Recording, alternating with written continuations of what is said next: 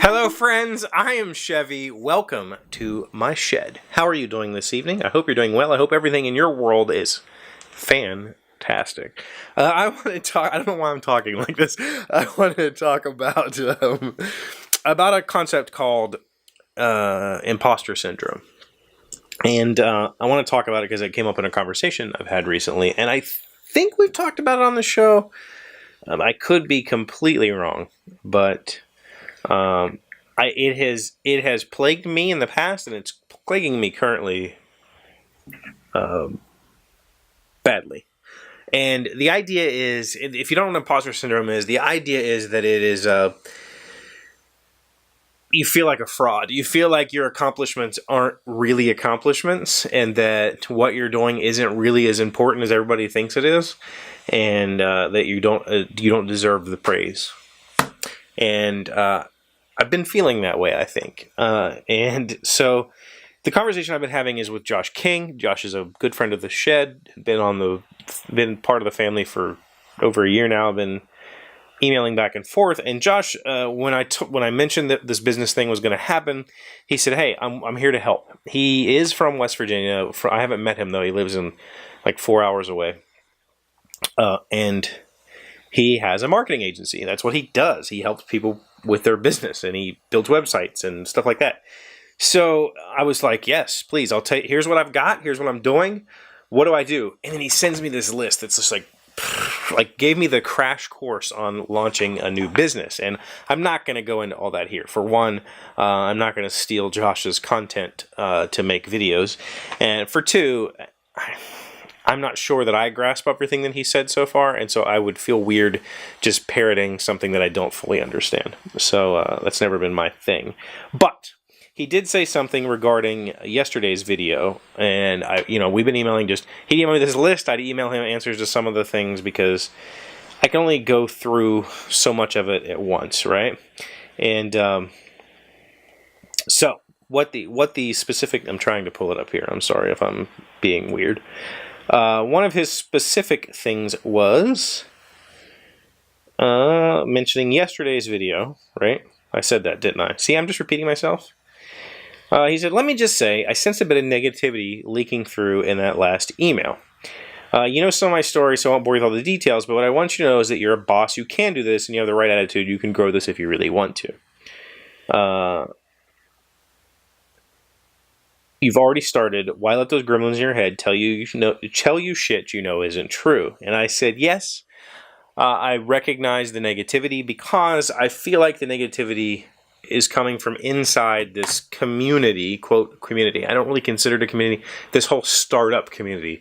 And startup is kind of like the buzzword for software company or IT company. There's this culture of, I'm going to build this website and then sell it to Forbes or whatever, or Google. I don't know why I said Forbes. So I said, I'm not doing what all the cool kids are doing. I'm not using AngularJS, Postgres, Node.js, React, Ruby, Docker. I'm writing a dead simple application with custom HTML and CSS that's like 90% static, and I don't use any of the fancy stuff. I feel like a charlatan. And he said, that's imposter syndrome. And he's right. I mean, the fact of the matter is, though, I'm building this website on like 1990s technology. I'm building this website on decades-old ideology of limited bandwidth, limited throughput, so I need to make my pages as clean as possible to serve the fastest load times to make sure the customer stays on the page, right?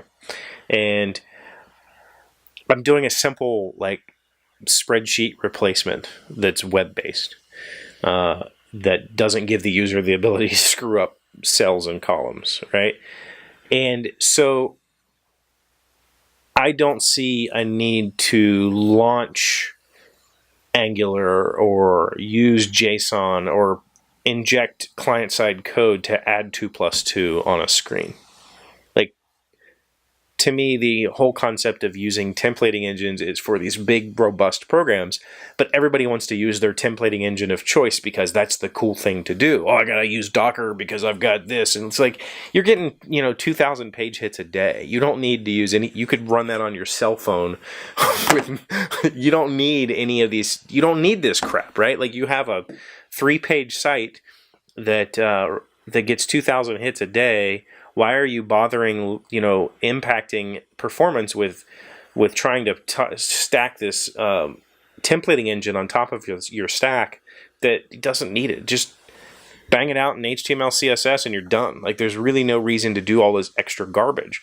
For the same reason, I ran for the longest time, for the first probably 6, 7, 8, 10 years of my website existence was all hand-coded.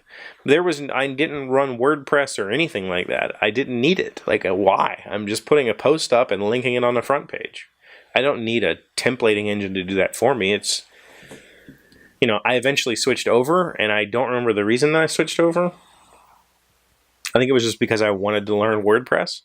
But I still feel like I don't really need to be using that. Like, it bogs the site down, and it's the same thing with all of these other technologies. I don't see the point, especially because I want my sites to be really responsive on mobile, because that's how the majority of people are going to use this particular app. It's it's designed to be like a 3 clicks and you're done thing. Like, I was here, I got this, I'm done, hit enter, and it goes, and I walk away. And to load client-side code or to load some templating engine just to do 3 clicks, enter, seems like a waste. But in my head, doing it that way also seems like I'm cheating the customer. Like, I'm selling you something that any kid could bang out in a weekend for this exorbitant amount of money, in my mind, And I need to step away from that theory. I need to step away from, not theory, that ideology. I need to step away from that. I need to accept the fact that what I'm selling is the concept. How I achieve that concept it doesn't matter. Totally forgot the word I was just looking for. What I'm selling is a very simple solution to one specific problem.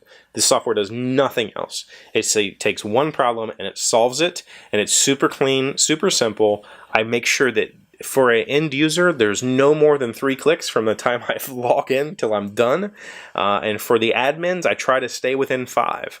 So it's stupid simple on purpose, right? Because if it's more than that, then it's not going to get used. People are just going to be like, I don't have time for that. And that's exactly what's happening right now, and that's why I wrote the program. Because people are like, I don't have time to fill this out and turn it in every time I fart. Okay, but you can update your Twitter, right? You can put 140 character clicks and hit send, so I can get 3 clicks out of you. And so I guess that's the idea. The idea is to go backwards, to be simpler, instead of offering more. And so maybe that's the focus I need to take. I need to remember that I'm selling an idea. I'm selling a solution, not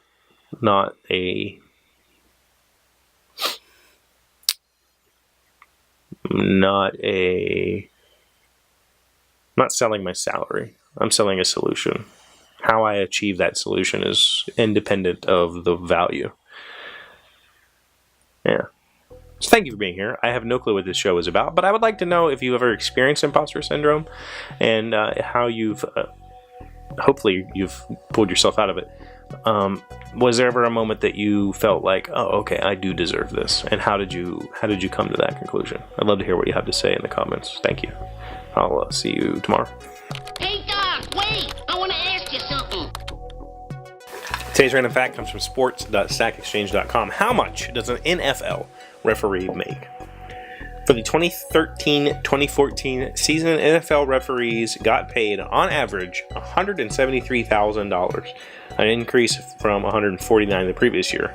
Of course, rookie referees make much less, and veteran referees can make up to $200,000 per season. That's not a bad living.